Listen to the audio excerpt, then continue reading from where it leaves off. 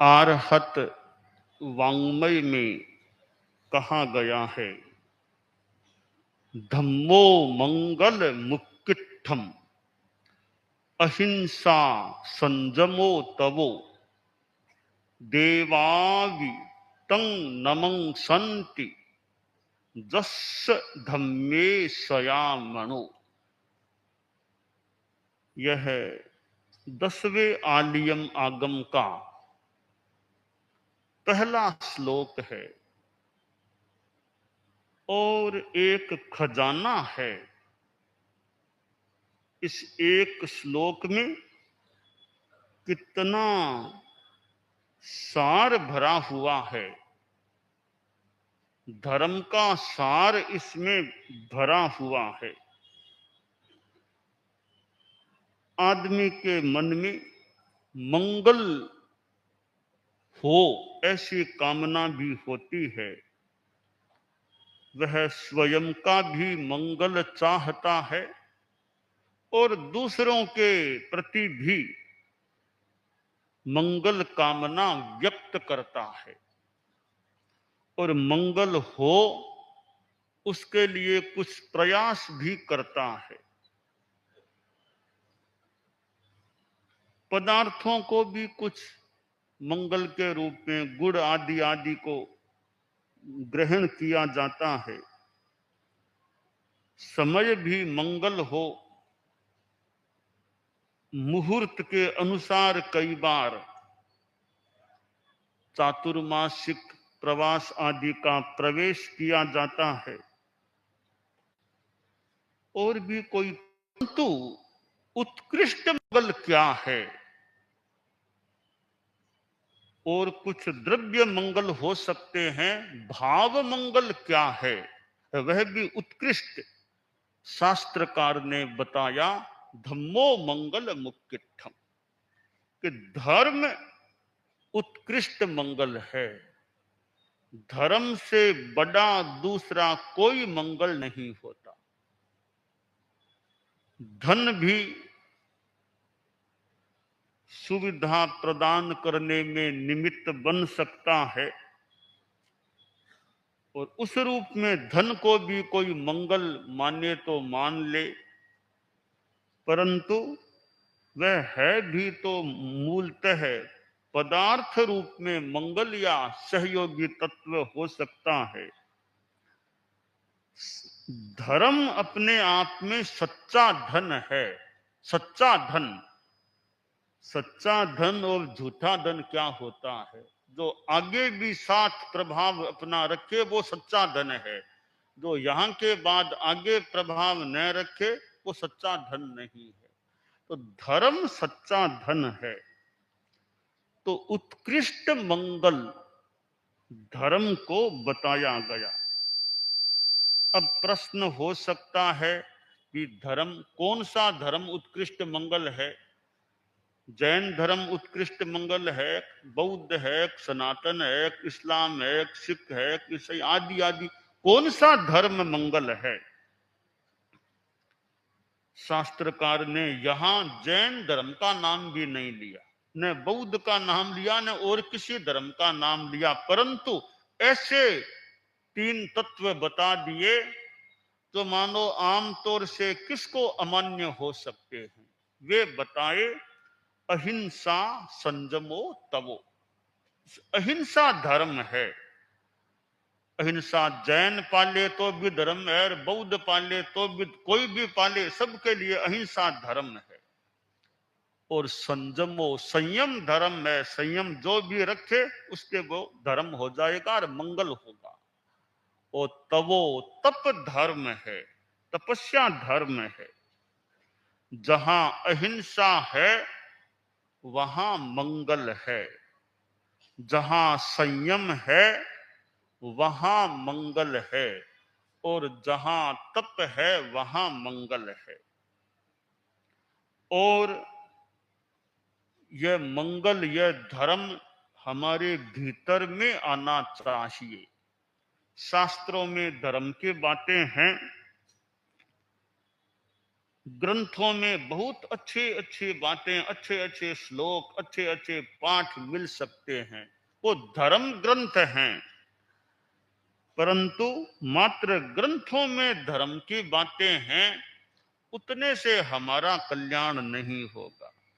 वो ग्रंथों की बातें हमारे जीवन में उतरे तो हमारे लिए कल्याण की बात हो सकती है। धर्म स्थान भी बहुत हैं, उनका अपना महत्व है, उपयोगिता हो सकती है, पर धर्म स्थान बन जाने मात्र से कोई आदमी का कल्याण हो जाएगा, धर्म हो जाएगा, यानी कल्याण हो जाएगा, पूर्ण कल्याण हो जाएगा, यह भी कहना उपयुक्त नहीं लग रहा है। धर्म स्थान उपयोगी बन सकता है, सहायक बन सकता है, पर उपादान नहीं है। उपादान तो भीतर में धर्म आएगा, भावों में धर्म आएगा, विचारों में धर्म आएगा और व्यवहार में धर्म आएगा, तो वह धर्म, कोरा वाणी का धर्म भी, कोरा शब्दात्मक शब्द में धर्म है, वो भी कितना क्या कल्याणकारी बन सकेगा। धर्म की बातें तो टेप रिकॉर्ड से भी सुन सकते हैं, टेप रिकॉर्ड भी बोल सकता है, हमें हम सुन सकते हैं, परंतु बोलने मात्र से धर्म ने शब्दों का पाठ तो ये निर्जीव पदार्थ भी कर देते हैं। शब्द अपने आप में खुद भी निर्जीव हैं। भी कोई बुला लो ऐसा पाठ, तोता भी मान लो पाठ बोल देगा, वो जानता कुछ नहीं, पाठ तो शब्दात्मक वो बात हो जाए, वो जीवन में कितनी आती है वो खास बात है।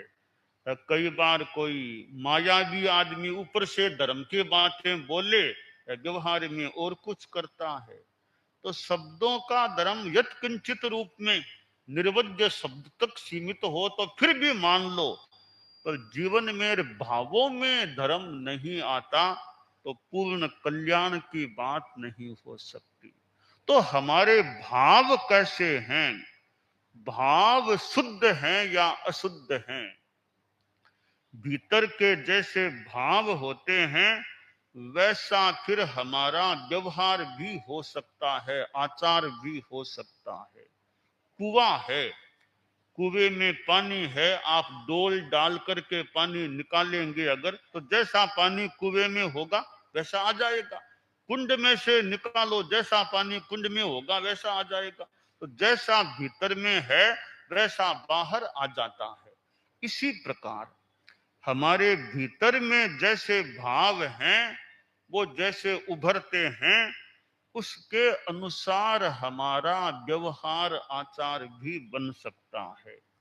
तो धर्म केवल ग्रंथों में नहीं, केवल धर्मस्थान ही नहीं, हमारे भावों में धर्म आए तब हमारा कल्याण हो सकेगा। तो अहिंसा को धर्म कहा गया, संयम को धर्म कहा गया और तप को धर्म कहा गया। शास्त्रकार ने कहा, जिसका मन सदा धर्म में रमा रहता है उसे देव भी नमस्कार करते हैं। लोग देवों की भी पूजा करते हैं, संसार में देव पूजा भी चलती है, अपने कुल देवी की पूजा और अपने इष्ट देवों की पूजा वो एक सांसारिक रूप में चलती है, और अपनी अपनी व्यवस्था, परंपरा, कुल परंपरा हो सकती है, परंतु शास्त्रकार कहते हैं देव भी उस आदमी को, उस व्यक्ति को नमस्कार करते हैं जिसका मन धर्म में रमा रहता है। आसाधना न हो देवों की, देवों के लिए साधु वंदनीय होते हैं, साधु देवों के लिए भी वंदनीय है। और वास्तव में देखें, साधुओं के लिए देव वंदनीय नहीं, पर देवों के लिए साधु वंदनीय होते हैं। साधु में छठे गुणस्थान से लेकर 14वें गुणस्थान तक के गुणस्थान हो सकते हैं, जबकि देवों में आसाधना देवों की न हो, चौथे गुणस्थान से आगे देवों में गुणस्थान नहीं माना गया। इसलिए साधु देवों के लिए भी पूजनीय वंदनीय होते हैं। तो साधु के भीतर तो साधु के भावों में तो धर्म होगा, तभी वो साधु है। बाकी तो व्यवहार में तो अभग्य जीव भी कोई साधु का वेश ले ले, व्यवहार में दीक्षा भी ले ले, और व्यवहार में आचार्य पद पर भी आ जाए कोई आए तो, परंतु उसका मोक्ष प्राप्ति रूप कल्याण कभी नहीं होगा। हाँ, देवगति में तो ऊंचा जा सकता है। और यहां तक कहा गया, हमारे तत्व ज्ञान को जानने वाले उपासक आदि जान सकते हैं कि नव ग्रैवेयक तक अभग्य जीव उपपन्न हो सकता है।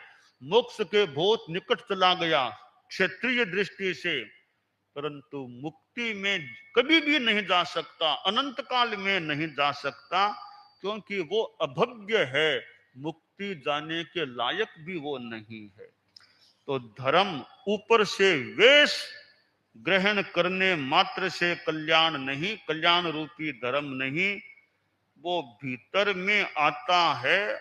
भव्य जीव है, वो साधना करता है, तो वही मुक्ति को प्राप्त हो सकता है। अभज्ञ के भी पुण्य का तो ठाठ, पुण्य का बंध तो बहुत हो सकता है, मोक्ष में वो कभी नहीं जा सकता।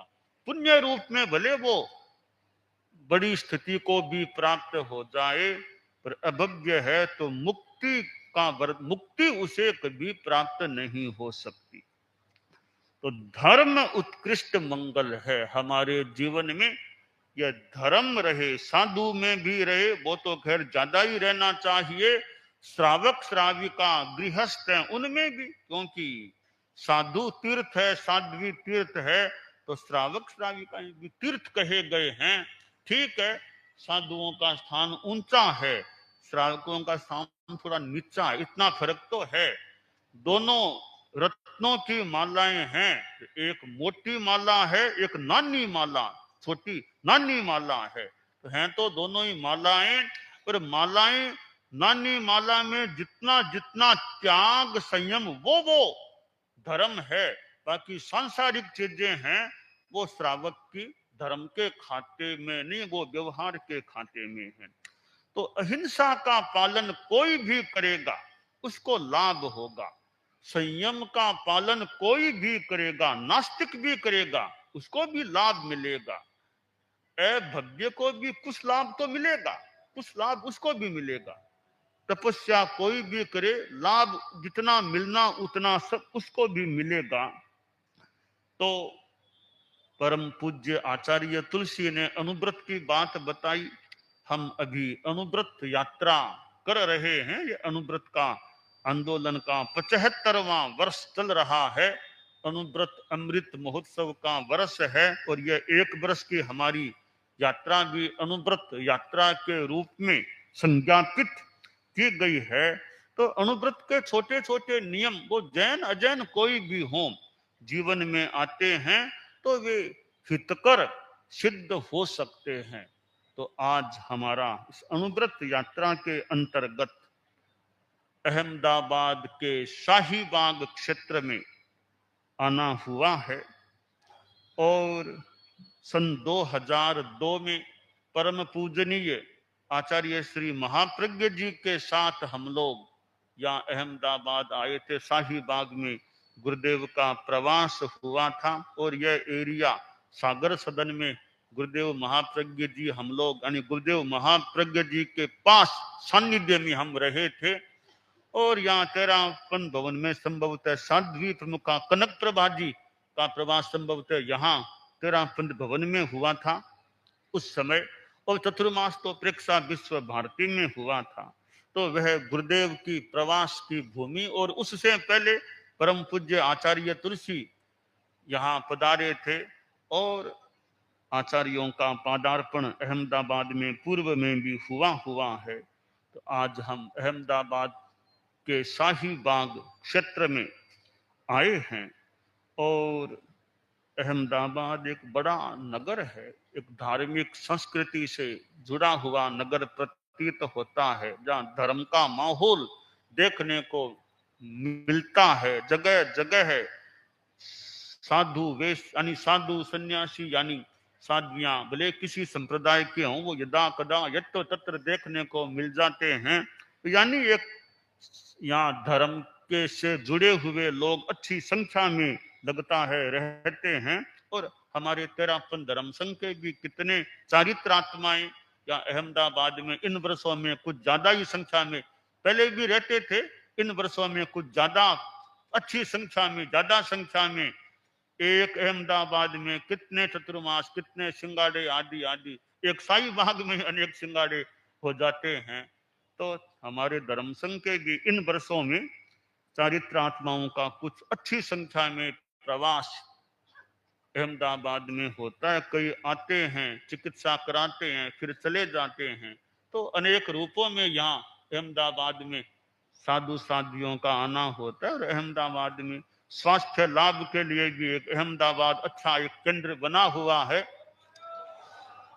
राजस्थान से भी कितने यहाँ साधु साध्वियां और कभी समणिया भी स्वास्थ्य लाभ की दृष्टि से भी चिकित्सा कराई, फिर कई यहाँ लंबे रह जाते हैं, कईयों को वापस जाने का अवसर मिल जाता है। तो एक अच्छा अहमदाबाद उपयोगी क्षेत्र है। और यहाँ के शाही बाग में आना हुआ है। हमारे साध्वी प्रमुखा कनक प्रभा जी पहले पधारे थे सन 2002 में। तो साध्वी प्रमुखा कनक प्रभा जी आचार्य महाप्रज्ञ जी के साथ पधारे थे। अब समय का परिवर्तन हुआ, न आचार्य महाप्रज्ञ जी सदेह पधारे हैं और न साध्वी प्रमुखा कनक प्रभा जी पधारे हैं। अब तो हम लोग आए हैं। साध्वी प्रमुखा विस्तृत विभा जी अब हमारे साथ पधारे हैं। और भी हमारे बहुत साध्वियां जो पहले से कई यहाँ थे, कई हमारे साथ। और हमारे अनेक इतने संत लोग भी हैं, हमारे मुख्य मुनि भी यहाँ आए हुए हैं। और संत लोग तो एक अच्छी संख्या में चारित्र आत्माएं 100 से ज्यादा, अभी भी 100 से शताधिक चारित्र आत्माएं प्लस कुछ समणिया अभी हमारे यहाँ इस प्रेक्षा विश्व भारती अहमदाबाद पूरी एरिया में शताधिक हैं। तो यहाँ साध्वियां भी, हाँ 115 तो साध्वियां हैं। 115 तो साध्वियां, समणिया वो अलग हैं। संतों का तो और अलग ही लगभग 47 हम लोग मुझे मिलाकर संत लोग हैं। तो अच्छी संख्या में साधु साध्वियों का प्रवास हो रहा है। और अच्छा यहाँ क्रम चलता रहे, कुछ दिनों का प्रवास निर्धारित है। तो परम पूज्य गुरुदेव तुलसी की चतुर्मास भूमि, आचार्य महाप्रज्ञ जी की प्रेक्षा विश्व भारती चतुर्मास भूमि, उसी क्षेत्र में हमारा पुनः आना हुआ है। गुरुदेव महाप्रज्ञ जी के साथ आना हुआ था। और उस समय एक जो स्थिति थी, उस स्थिति में आचार्य महाप्रज्ञ जी ने अपना प्रयास भी किया था। तो उस एरिया में अभी हमारा थोड़ा कुछ दिनों का प्रवास निर्धारित है। तो यहाँ की जनता में भी खूब अच्छी धार्मिक चेतना बनी रहे और वह ज्ञान, धर्म का ज्ञान हो और ज्ञान के साथ फिर संयम हो, आचरण हो। ज्ञान भी चाहिए, ज्ञान के अनुरूप फिर नानस्य सार मायारो। आचार्य महाप्रज्ञ जी ने एक बार वो फरमाया था, उसका भाव यह कि वो कार जा रही थी रोड पर, तो वो ट्रैफिक पुलिस का आदमी खड़ा था, शाम का समय था, देखा कार में लाइट नहीं है, उसने संकेत कर रुको रुको रुको, कार को रोको, तुम्हारी लाइट नहीं है। तो वो ड्राइवर बोला लाइट नहीं सो नहीं, इसके ब्रेक भी नहीं है अभी, तुम एक और हट जाओ। तो लाइट भी नहीं, ब्रेक भी नहीं, तो ज्ञान भी नहीं और वो संयम आचरण भी नहीं। तो हमारे जीवन में वो अध्यात्म का, धर्म का यथार्थ रूप में ज्ञान हो, ज्ञान की लाइट भी हो, संयम के रूप में अपने मन आदि पर ब्रेक भी हम रखें, तो हमारी जीवन की यह कार अच्छी चल सकती है, हमें कहीं अच्छी जगह पहुंचा सकती है। तो अहिंसा, संयम, तप, इधर ज्ञान, ये सब हमारे जीवन में विकसित होते रहें और यानी इतने विकसित हों कि मंजिल प्राप्त हो जाए और हम कल्याण की दिशा में आगे बढ़ते रहें, यह काम्य है।